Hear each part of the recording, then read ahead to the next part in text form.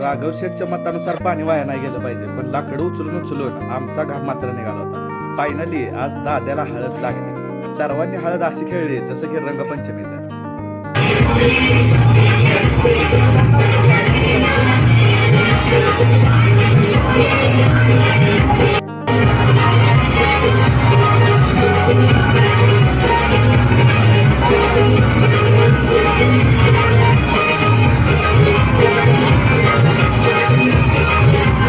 आपल्याला काही व्यवस्थित डान्स करता येत नाही आणि हे लाईटवाल्यांना पण समजलं होतं. त्यामुळं थोडा थोडका डान्स केला आणि लाईट गेलेले आहे.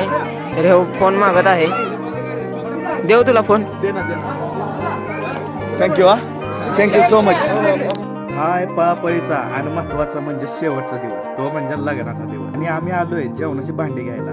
भांडी घेऊन येतोय तोपर्यंत जेवण बनवायची तयारी चालू झाली होती. आजच्यासाठी एवढं